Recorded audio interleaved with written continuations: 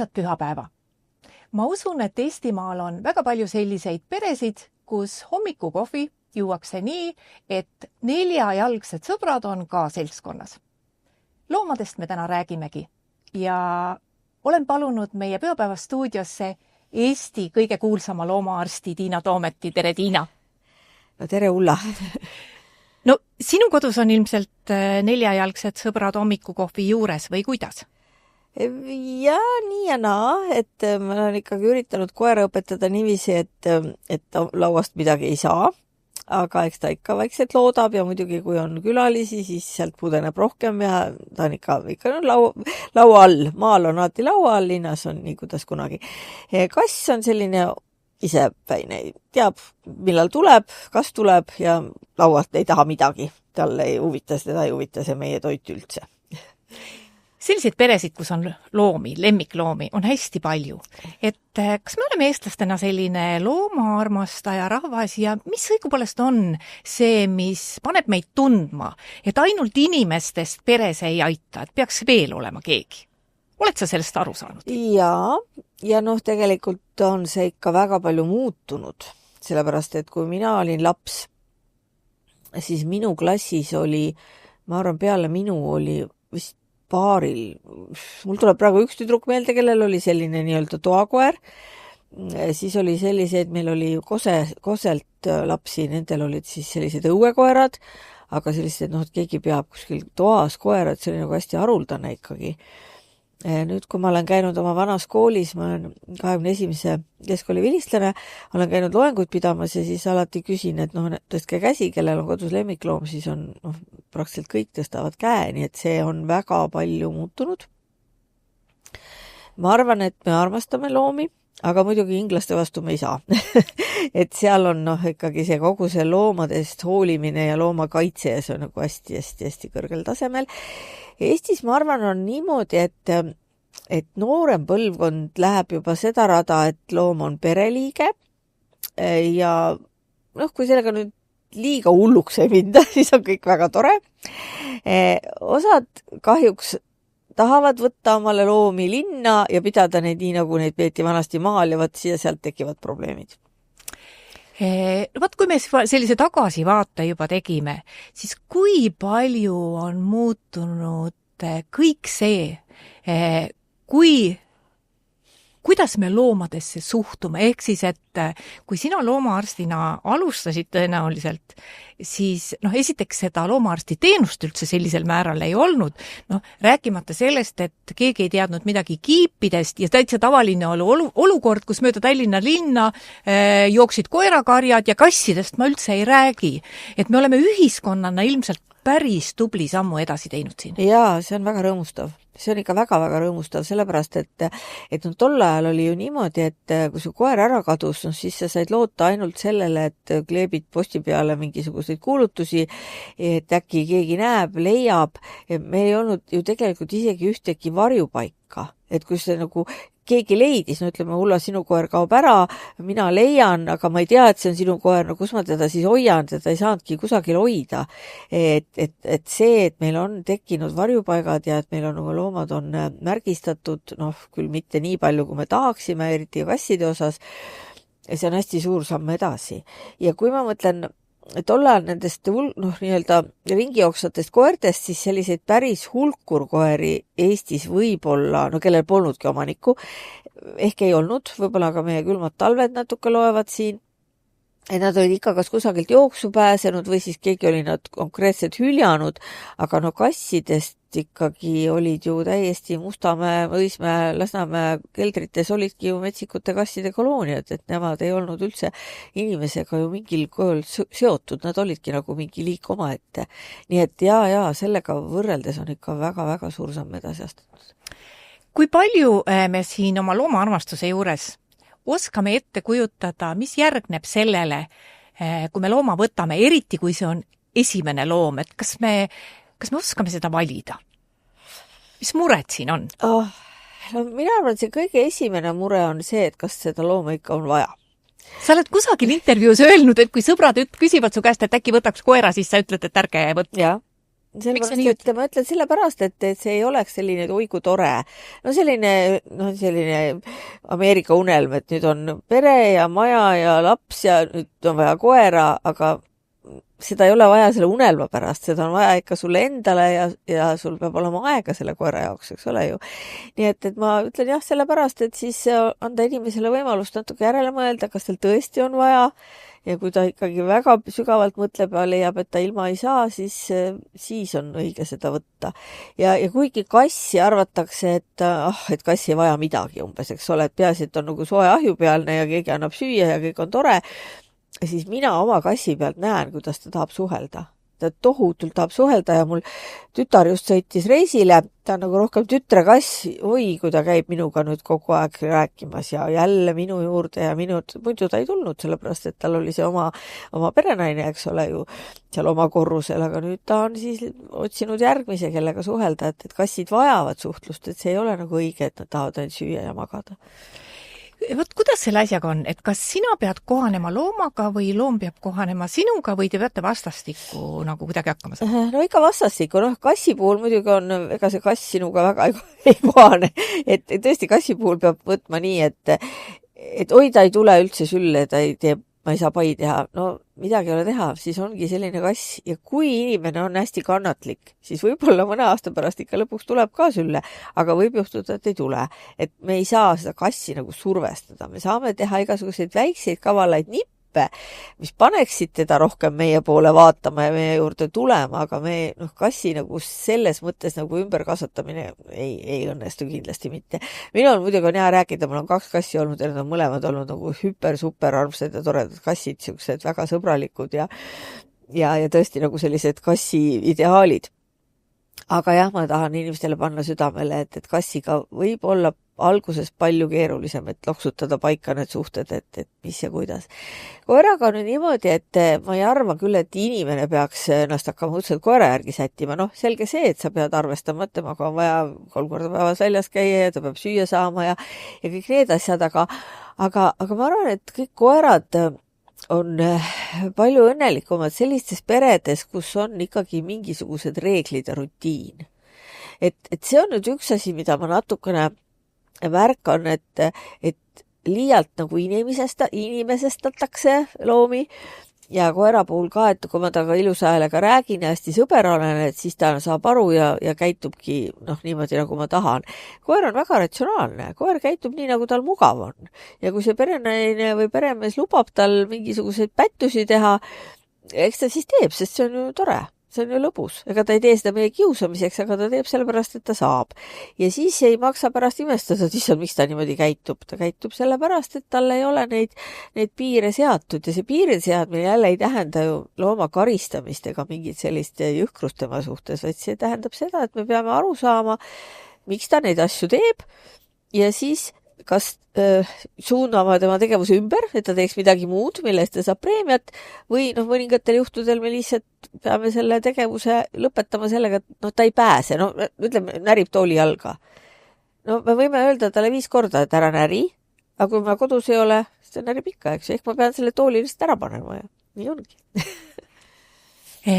Koertest edasi rääkides, et kuidas valida endale sobivat koeratõugu, et neil on ikkagi käitumises päris palju erinevust või ühed on superaktiivsed, teised lihtsalt armastavadki magada kogu aeg, isegi noorena, aga et palju on neid asju, mida muuta ei saa? Geneetika on üks asi, aga samas öeldakse tänapäeval niiviisi, et erinevused tõu sees võivad olla suuremad kui tõugude vahel. Et kui me arvame, et ma võtan puudli, et ma saan sellise koera või ma võtan Tiibeti mastifi, et ma saan sellise koera, siis selles ei maksa nii 100% veendunud olla. Aga selge on see, et me seda peame vaatama, et ma ei saa võtta mingisugust Jack Russellit ja öelda, et hakkab mul elama õues, eks ole, või siis, et ma võtan omale mingisuguse Bernhardini ja sunnin teda palavas korteris pidevalt olema. Et selliseid asju peab igal juhul vaatama. Ma arvan, et hästi tähtis on mõelda sellele, milleks need tõud kunagi aretatud on. ja siis vaadata veel ka seda, sest et osades tõugudes on läinud selline suur lahknevus. No mul tulevad esimesele meelde saksa lambakoer, kuna mul endal on sakslane, või näiteks taksikoerad, kes on tohutult populaarsed, et on töökoerte liin ja on siis nagu see kodukoerte liin. Ja seda töökoera nüüd võtta selleks, et noh, ma tean takse, kes ongi täiesti padja all ja süles ja ongi jumala nagu sellised toa- ja kodukoerad, aga kui ma üritaksin sellest tööliini taksist sellist teha, siis see oleks nagu hästi ebaõiglane selle koera suhtes. Ja sakslasega samamoodi, et kui meie perre tuli saksa lambakoer, tegelikult ma olen seda rääkinud ka, et meil on üks abiline, kes on väga tubli saksa lambakoera kasvataja, tegeleb praegu selle päästeteenistuse kõigega, siis tema esimene reaktsioon oli see, et teie perre tuleb saksa lambakoer üle minu laiba. Ja mis oli jumala õige, sest et saksa lambakoer vajab tohutult palju tegelemist tema noores põlves kuni 3 aastani, eks. Ja meie pere lihtsalt ei olnud selline, kes sellega oleks hakkama saanud. Ja siis, kui oli Covidi aeg ja me tõesti väga palju jalutasime ja väga igav oli jalutada ilma koerata ja siis hakkasime mõtlema selle peale ja kuna saksa lambakoer on olnud minu mehe unistus, siis ta lõpuks soostus see minu abiline ja ütles, et jaa, aga mitte mingil juhul tööliini koerat, te peate võtma kodukoera. Sest selle tööliini koeraga me peaksime endiselt praegu jooksma mööda metsi hommikust õhtuni umbes, see on piltlikult öeldes. Aga meie sädekesega siis pidi seda treeningut ja õpetust tegema selline 2 aastat ikka kindlasti oli see, mis ta ikka teinekord igast üllatusi meile tegi, aga praegu on ta lihtsalt selline tore rahulik koer, kellel on hea meel, et taga palju jalutatakse, jalutada tahab ta endiselt, aga samas ta on ka võimeline päevade viisi diivani peal lamama, nii et. No sa ütled, sul on koerad ja kassid, mul on endal ka olnud kass ja koerad. Paljud inimesed siiski kardavad, et nad ei klapi omavahel kokku, et kas neid saab klappima panna ja mis loomad on veel need, mis ei klapi teistega. No ma tean, et näiteks, ma olen kuulnud seda, et kui inimesel on papagoi, siis koeral on väga raske, sest ta teeb nii kriiskavat häält, et see käib koeral kõrvadest läbi. Ma ei oska sulle tegelikult teiste loomade kohta väga öelda, et ma ikkagi, minu teadmised piirduvad põhiliselt koera ja kassiga ja mul on nüüd olnud mitu satsi niimoodi, et koer ja kass on koos ja minu jaoks on see ikkagi nagu üllatavalt lihtne.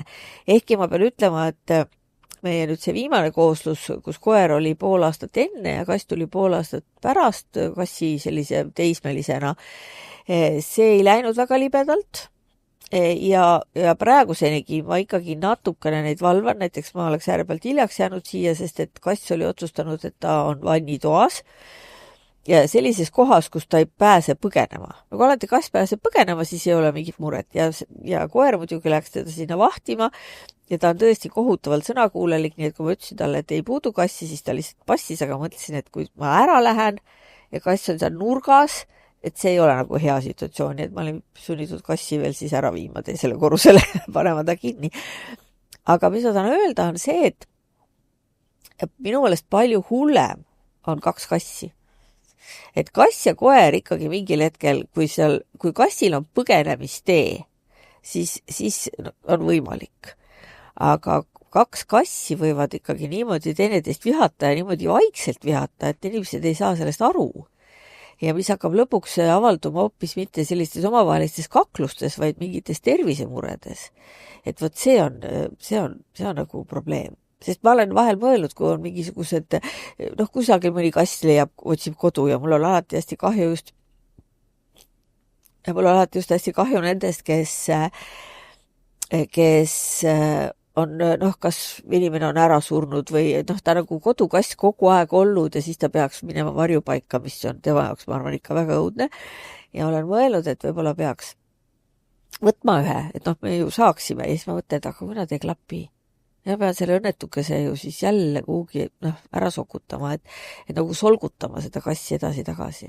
Nii et ei, ma arvan, et kass ja koer on suht okei ja eriti lihtne on, kui kass on enne. Kass paneb kõik paika ja ütleb, et elu käib siin vajas nii. Kui palju sa oled kogenud olukordi, kus inimene ja see lemmikloom, kelle ta on võtnud, üldse ei passi ja mitte sellepärast, et inimene tüdineb, vaid ta lihtsalt üldse ei oska hakkama saada. Ma arvan, et neid õpetussõnu on tulnud sul palju jagada erinevate konkreetsete probleemide kohta. Et kas on ka selliseid inimesi, kes lihtsalt üldse ei saa hakkama?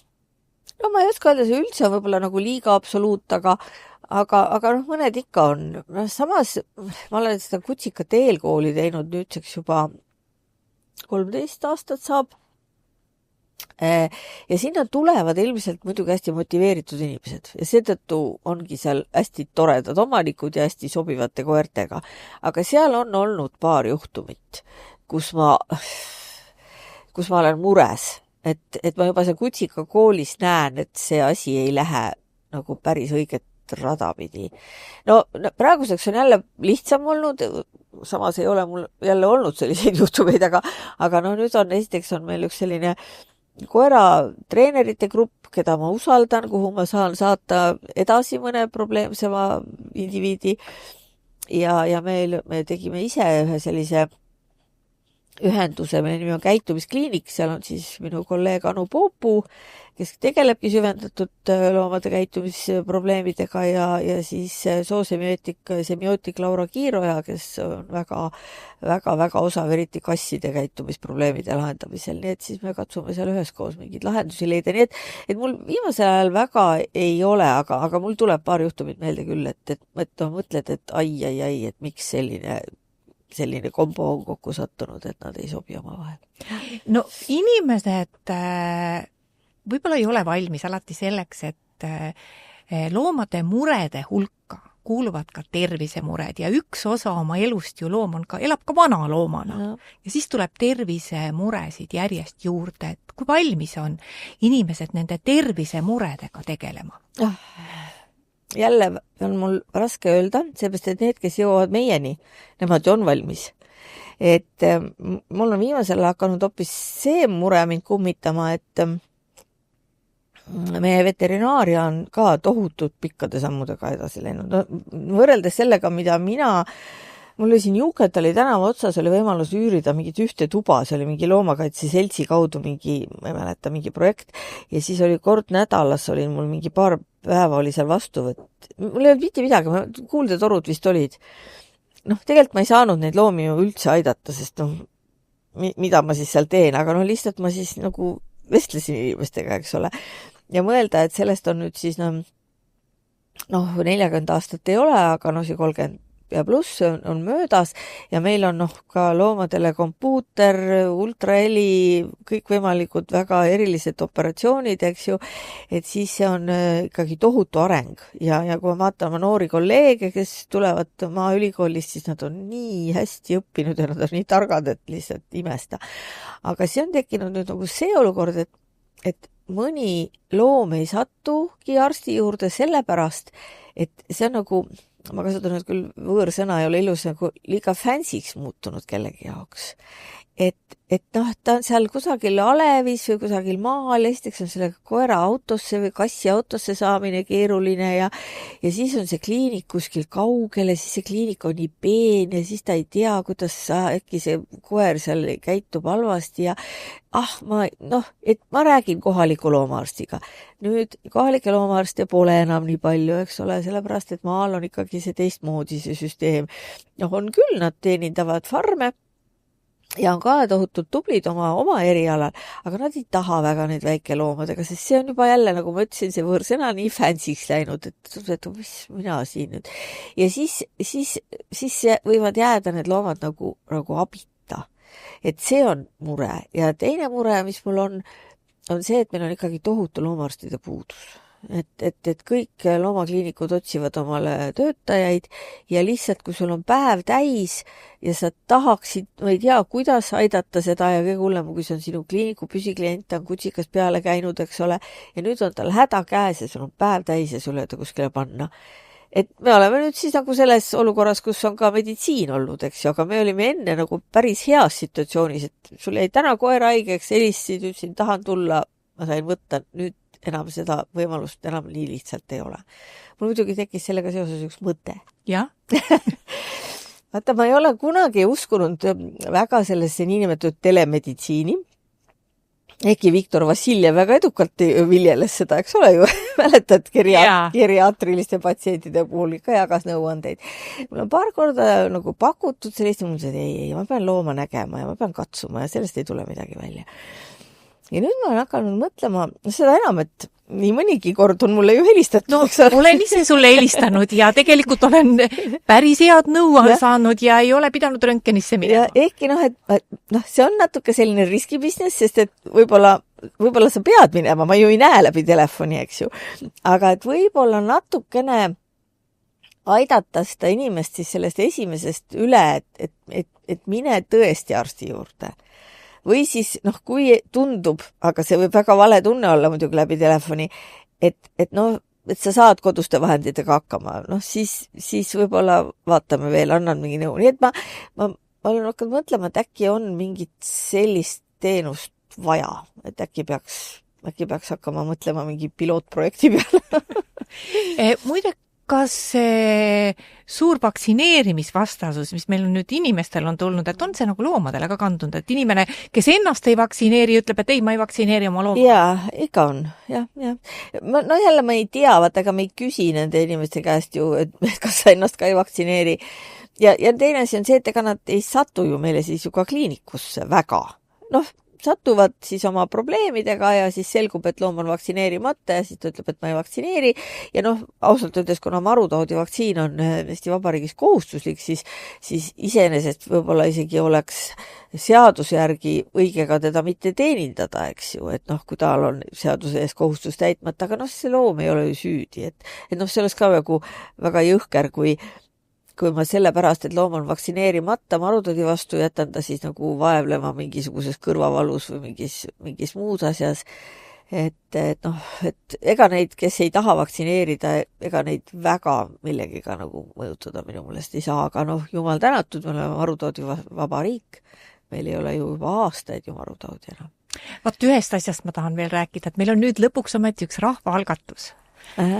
Mis on mõeldud selleks, et võib-olla seadusandja natuke mõtleb selle aastavahetuse ilutulestiku peale.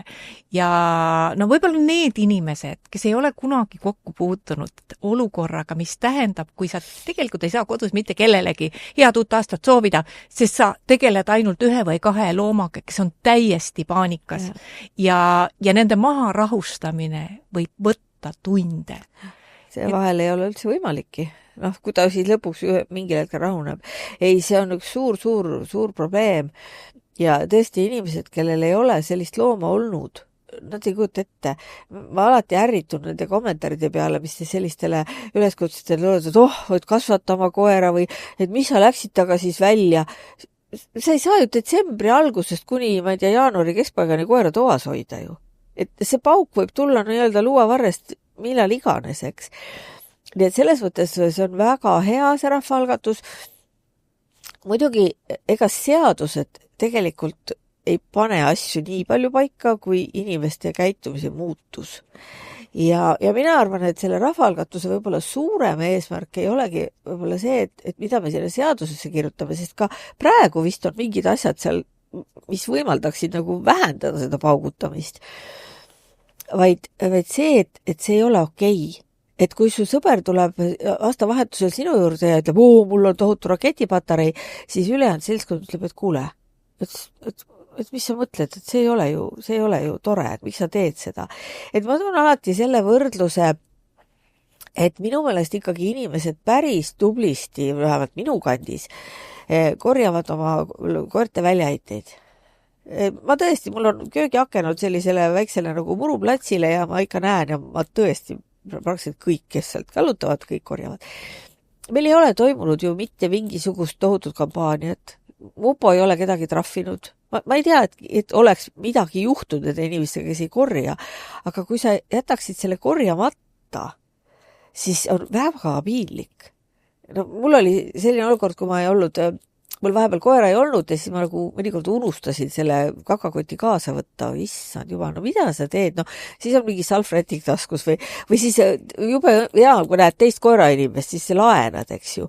Ja isegi, kui sul ei ole inimesi ümberringi, kes näeks, aga tohutult piinlik on. Ja võt see on see, mida minu meelest tuleb saavutada, et enamikel tekiks see tunne, et see ei ole okei, aga see võtab aega. No, ja tõenäoliselt kõik need nõuanded, ma tean, ma olen ise läbi proovinud kõik nõuanded, alates rahustitest, lõpetades sümfoonilise muusika ja sellega, et harjutage teda, et pange kusagile plaadi peale see ja siis las ta kuulab. Et ma need, kelle peal see ei tööta, ilmselt ei tööta mitte ükski asi. No tegelikult on ikkagi erinevaid rahusteid, aga need on retseptiravimid ja me ei hakka nende nimetusi praegu nimetama, aga on, mis päris hästi töötavad. Ma olen ise järgi proovinud ja kui mõni neist ei tööta, siis on vahetada teise vastu, nii et tõesti kõigile, kelle see probleem on, siis et pöörduge kusagil detsembrikuus oma loomaarsti poole. Et ärge laske nendel vaestel loomadel kannatada. Aga see, kui vähe teadlikud me oleme sellest probleemist, kui sul endal seda ei ole.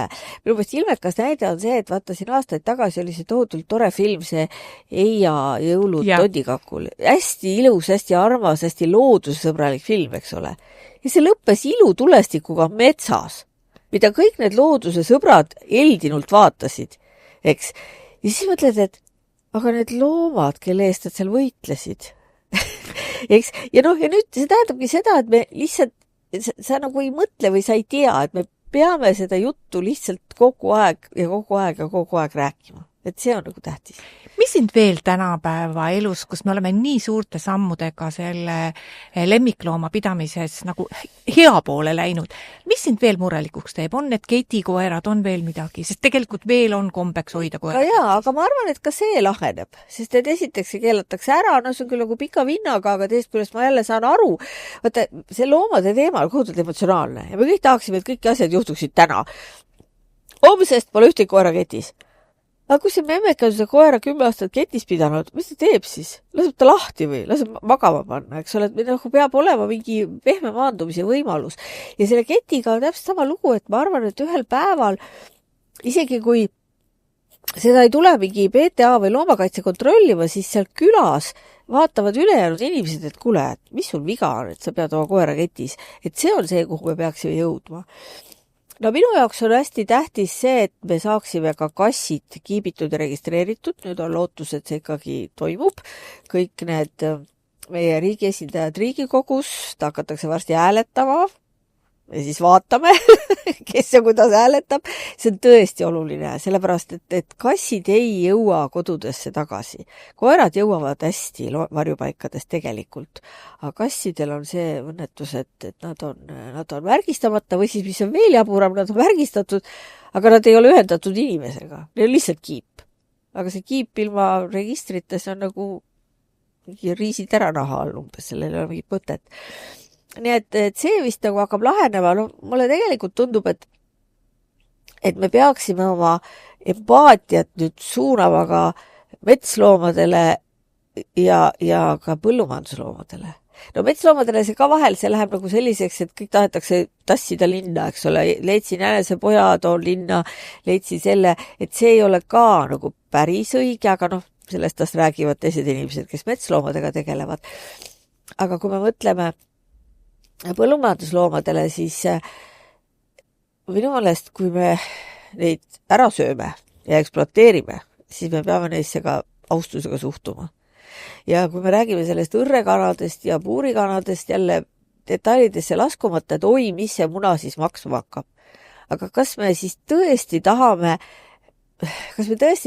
siis selle looma kannatuste hinnaga siis saada hirmus odavalt seda asja? Siis võiks ju orjapidamine ka lubatud olla. Mõtle, kui odavalt me saaksime mingisuguseid tooteid, kui mingid orjad meil neid toodaksid. Et see ühiskond peab nagu arenema kuhugi, et ka loomi ei ekspluateerita, eks ole. Ma ei taha nüüd jälle, et ma tõin nüüd võrdluse inimese ja looma vahel, aga kunagi oli ja see polnudki nii väga ammu, kui arvati, et mis see ori, et see ei tunne ju midagi, eks ole.